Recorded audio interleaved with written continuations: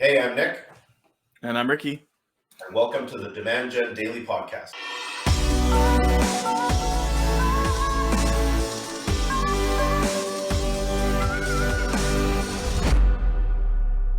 All right, another episode of the podcast here, and today we are going to be talking about fractional CMOs, the rise of them. This is something that a few years ago wasn't as popular. I would say maybe 7 to 10 years ago, CFOs, like chief financial officers, were more of a thing.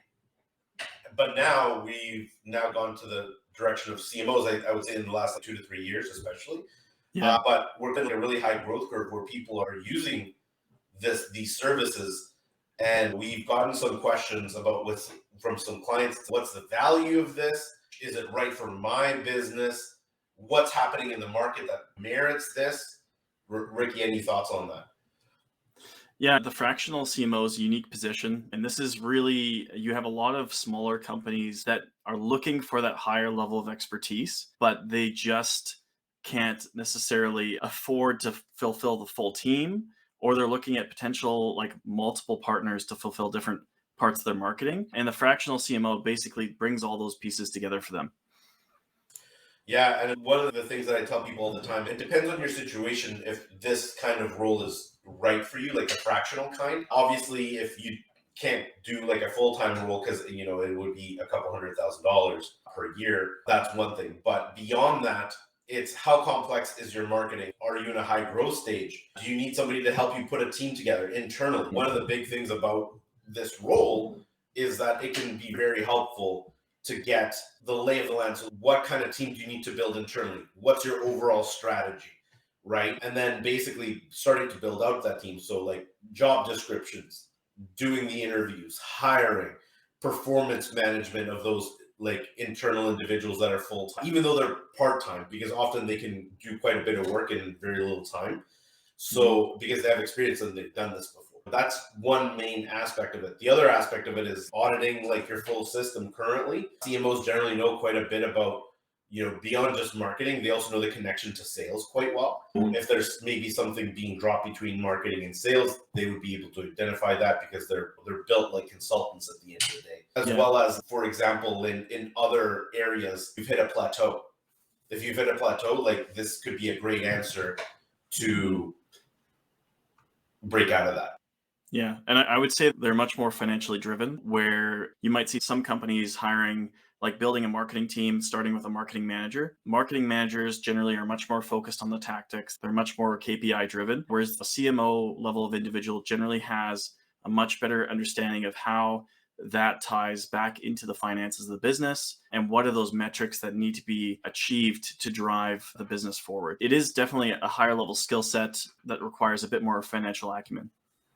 Yeah, the other thing I would also say is that sometimes people want somebody to sit at the leadership level and contribute at that leadership executive level where you can have a business conversation at that level and be able to really get into strategic planning like next quarter, 6 months, years down the road, whereas somebody else that might be a bit more junior might not be able to have those conversations in a very effective way. So I think beyond what they do, I think that the rise of this is a few different things. For one, more people are increasingly more comfortable with being fractional, right? The math is actually really easy for the fractional CMO themselves. If you can get 5 or 10 companies to hire you, you make more money than if you were a full-time CMO at one company. Like first and foremost, there's a financial incentive there.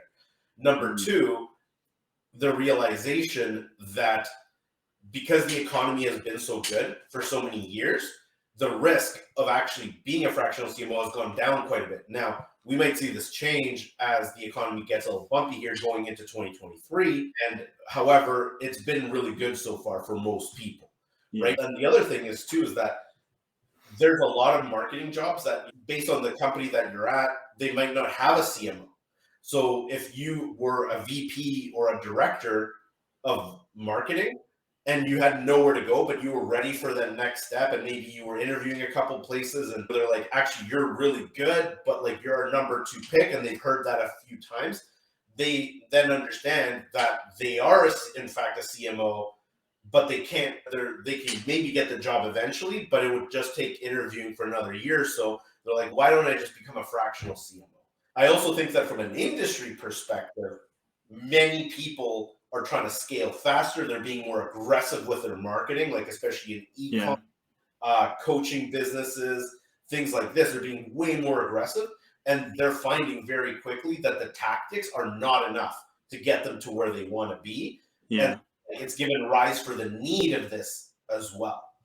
I think that there's definitely a point there in terms of the complexities of the market. Subscriptions, e-com, coaching, funnels, anything that has like a complicated funnel approach. Again, like when we look back a few years at a lot of these funnels were primarily running through Facebook and it was just printing money. We're looking at a very different scenario these days where you need to, yes, you could still make great money there, but you need to have the full system, the email, the upsell, the downsell, all the different parts of this working The together in brand. sync.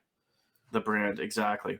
Yeah, and that's where the fractional CMO is able to bring all those pieces together in a cohesive package. And some of these coaches or business owners are finding they just don't have the depth where they can contribute at that level, and they need that higher level of expertise. Yeah, and like things are usually going well for the companies that are hiring these fractional CMOs already. So it's not one of these like turnaround situations. It's usually like a plateau breaking situation. You're maybe making gains, maybe it's flat, but it's still positive, or the growth is there, but it's very slow. And there needs to be something that is missing brought in. And bringing Mhm. in a fractional CMO is a great way to identify what that thing is and then slowly implemented. But because the team's already running on its own, you don't need that person full time. They just need to come in and inject the key insights, and then the team, Mhm. because they're already very capable themselves of doing these things, can take those ideas and run with them with very little guidance. And the level of guidance is really the thing that if you're considering this kind of service, it's the level of guidance and the level of support you need. Because if you're getting into the 15 or 20 hour a week mark of needing this person, it might make more sense to just hire them full time, right? Because Mhm. the hourly rate is going to be much higher than if the person's employed. So it really goes back to need. Or maybe you can look at a VP of marketing or a marketing director hire instead. So those are the kind of the things that I would personally recommend at that point. Yeah. Anyways, great show. Please remember to like, subscribe, ask us questions. We answer questions. Until next time.